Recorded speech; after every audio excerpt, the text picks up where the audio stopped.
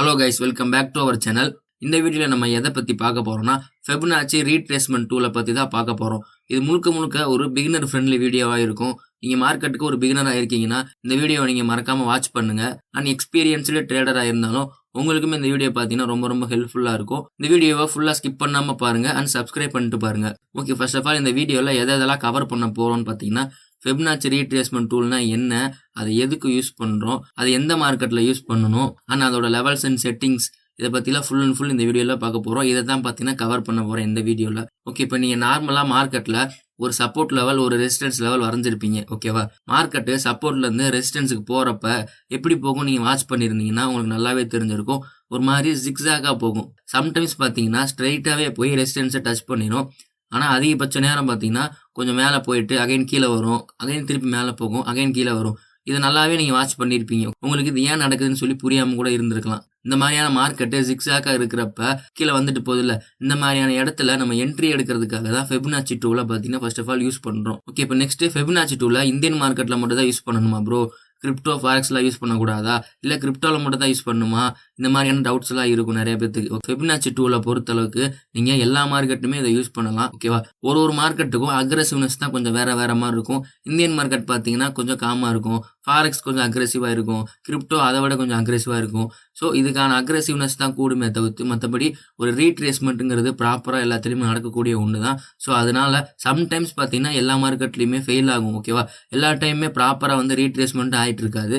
சில நேரத்தில் பார்த்தீங்கன்னா ரீட்ரேஸ்மெண்ட்டே வராமல் போயிடும். சில நேரத்தில் பார்த்தீங்கன்னா லைட்டாக ரீட்ரேஸ்மெண்ட் வந்துட்டு மேலே போயிடும். இது எல்லா மார்க்கெட்லையும் நடக்கக்கூடிய ஒன்று தான். ஸோ அதுக்காக நம்ம வந்து சேஞ்ச் பண்ணக்கூடாது. எல்லா மார்க்கெட்டை எடுத்துக்கிட்டாலும் ஃபிப் டூல் பார்த்தீங்கன்னா யூஸ் ஆகும் கண்டிப்பாக. ஸோ ஃபிபனாச்சி டூலை பொறுத்தளவுக்கு நம்ம எல்லா மார்க்கெட்லையுமே அதை யூஸ் பண்ணலாம், தப்பு கிடையாது.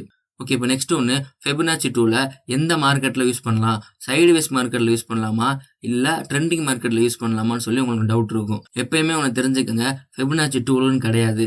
எந்த டூலு எந்த இண்டிகேட்டராக இருந்தாலும் சரி, சைடுவேஸ் மார்க்கெட்டில் நீங்கள் எப்பயுமே என்ட்ரி எடுக்கக்கூடாது. உங்களுக்கான ஆப்பர்ச்சுனிட்டி அங்கே இருக்கவே இருக்காது.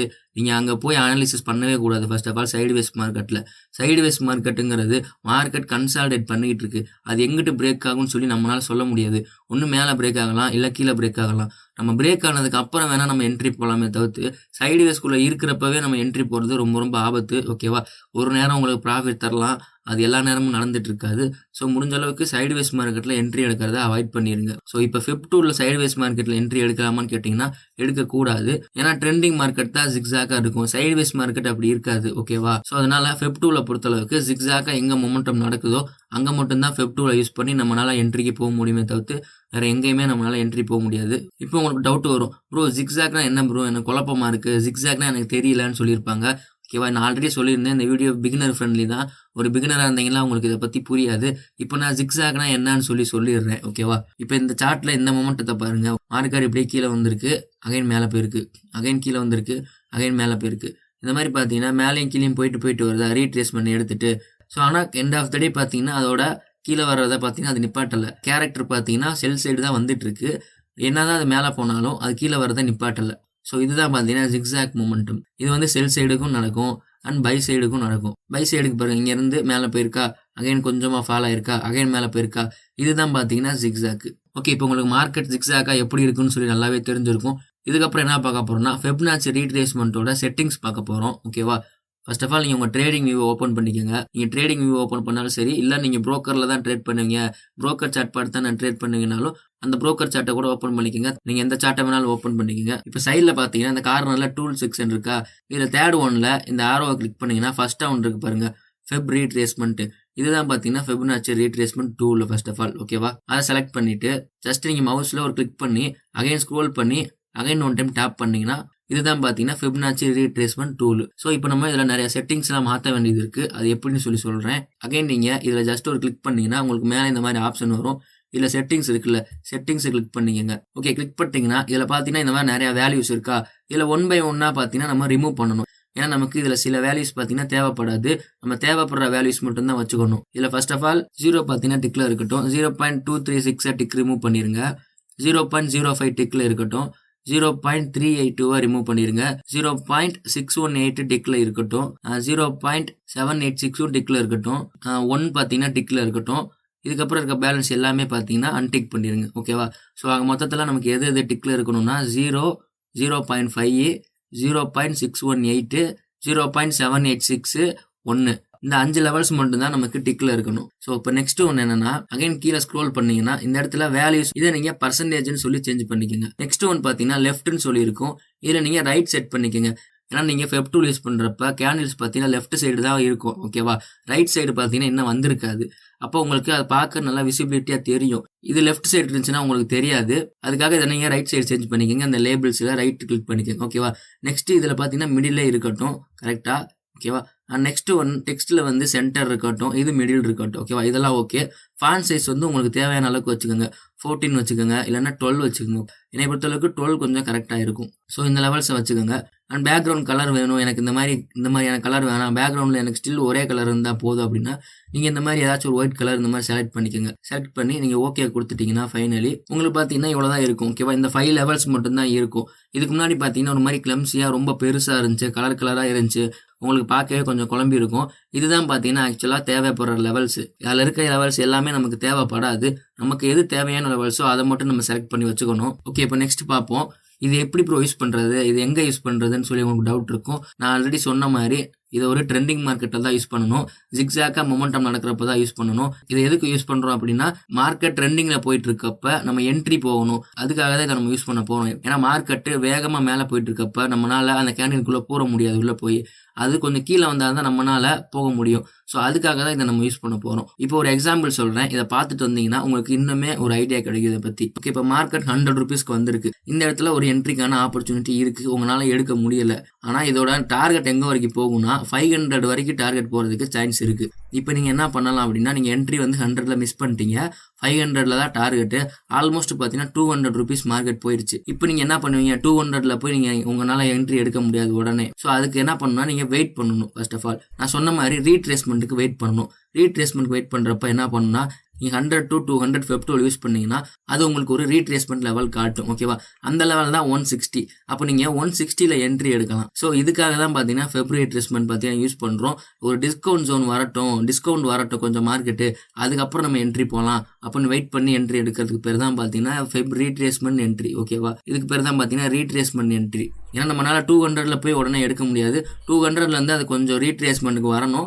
அதுதான் பார்த்தீங்கன்னா 160. ஸோ இதில் என்ட்ரி போகிறது கொஞ்சம் கரெக்டான வேவாக இருக்கும். ஸோ இதுக்காக தான் பார்த்தீங்கன்னா ரீட்ரேஸ்மெண்ட் யூஸ் பண்ணுறோம். இப்படி தான் யூஸ் பண்ணணும். ஸோ இப்போ நெக்ஸ்ட் நம்ம ரியல் டைமாக இந்த மார்க்கெட்டில் யூஸ் பண்ணி பார்க்க போகிறோம். அதுக்கு முன்னாடி இந்த லெவல்ஸ்லாம் எதுக்கு ப்ரோ நம்ம மார்க் பண்ணியிருக்கோம், இந்த 5 லெவல்ஸ் இதெல்லாம் இதுக்கோட மீனிங்லாம் என்னன்னு சொல்லி உங்களுக்கு டவுட் இருக்கும். ஓகேவா? அதோட மீனிங்லாம் நான் சொல்லிடுறேன். இதில் நமக்கு இருக்கிற 5 லெவல்ஸுக்குமே நமக்கு மீனிங் தெரியணும்னு அவசியம் இல்லை. இதில் முக்கியமான லெவல்ஸ்க்கான மீனிங் மட்டும் நான் சொல்கிறேன்.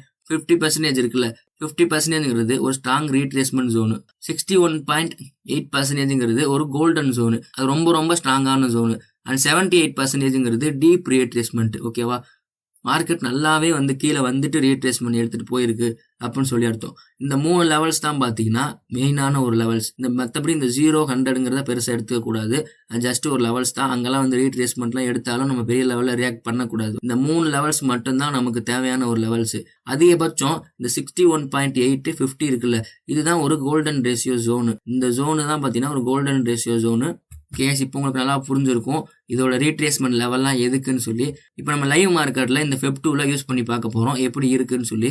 ஓகே, இப்போ மார்க்கெட் ஒரு செல் சைடு இந்த ஜோனில் வந்துகிட்டு இருக்கு. நான் இங்கேருந்து இந்த ஸ்விங்கோட ஹைலேருந்து இதோட ஸ்விங் லோக்கு பார்த்தீங்கன்னா நான் இதை மார்க் பண்ணுறேன். இப்போ என்ன இருக்குன்னா, இந்த கோல்டன் ஜோனுக்குள்ளே வந்துட்டு ரீட்ரேஸ்மெண்ட் எடுத்துட்டு அகைன் பார்த்தீங்கன்னா ஃபாலோ இருக்கா, அப்போ நமக்கு இது ஒரு என்ட்ரி ஜோனு. இந்த இடத்துல என்ட்ரி போயிருந்தீங்க அப்படின்னா உங்களுக்கு இவ்வளோ தூரம் பார்த்தீங்கன்னா ப்ராஃபிட்ங்கிறது இருந்திருக்கும், ஒரு ஆப்பர்ச்சுனிட்டி இருந்திருக்கும். இது ஒரு செல் சைடுக்கான ஒரு ஃபெப் டூல். இன்னொன்று நீங்கள் நல்லா தெரிஞ்சுக்க வேண்டியது என்னன்னா, செல் சைடு நீங்கள் ஃபெப் டூலை யூஸ் பண்ணுறப்ப ஒரு ஸ்விங் ஹைலேருந்து ஒரு ஸ்விங் லோக்கு மார்க் பண்ணணும். அண்ட் பை சைடு மார்க் பண்ணுறப்ப ஒரு ஸ்விங் லோலேருந்து ஸ்விங் ஹைக்கு பார்த்தீங்கன்னா மார்க் பண்ணணும். ஸோ இதுதான் பார்த்தீங்கன்னா முக்கியமான ஒன்று. உங்களுக்கு ஸ்விங்குன்னா குழப்பதுன்னா வேற ஒன்றும் இல்லை, ஜிக்ஸாக்காக ஒரு மொமெண்டம் நடந்திருக்குல்ல, அதுக்கு பேர் தான் பார்த்தீங்கன்னா ஸ்விங்கு. அந்த ஜிக்ஸாக் மொமெண்டம் எங்கே நடந்திருக்கோ அந்த ஜிக்ஸாக்கோட லோ அண்ட் ஹை மார்க் பண்ணிங்கனாவே உங்களுக்கு ஆல்மோஸ்ட் பார்த்தீங்கன்னா ஃபெப்போட ரீட்ரேஸ்மெண்ட் லெவல் தெரிஞ்சிடும். இது வந்து ஒரு செல் சைடுக்கான ஃபெப் ரீட்ரேஸ்மெண்ட். ஓகேவா?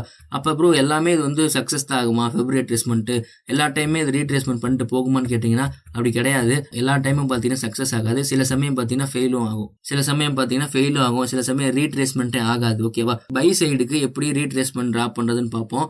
இது பார்த்தீங்கன்னா ஒரு ஸ்விங்கோட லோ. ஏன்னா பை சைடு டிரா பண்றப்ப லோ அண்ட் ஹை தான் மார்க் பண்ணணும். இது லோ அண்ட் இது பார்த்தீங்கன்னா ஒரு ஸ்விங்கோட ஹை. இந்த இடத்துல என்ன ஆயிருக்குன்னு பாருங்க, ரீட்ரேஸ்மெண்ட் நடக்கவே இல்லை. இந்த இடத்துல ரீட்ரேஸ்மெண்ட் வராமையே மார்க்கெட் பார்த்தீங்கன்னா மேலே போயிருச்சு. மேலே போயிட்டு அகைன் பார்த்தீங்கன்னா இந்த இடத்துல வந்து டீப் ரீட்ரேஸ்மெண்ட் எடுத்துட்டு மேலே போயிருக்கு. இந்த இடத்துல 78% பார்த்தீங்கன்னா டீப் ரீட்ரேஸ்மெண்ட் எடுத்திருக்கா. ஓகேவா? இதையும் நம்ம ரீட்ரேஸ்மெண்ட்டாக கன்சிடர் பண்ணலாம். இந்த மாதிரி எல்லா டைமும் 61% நிற்காது.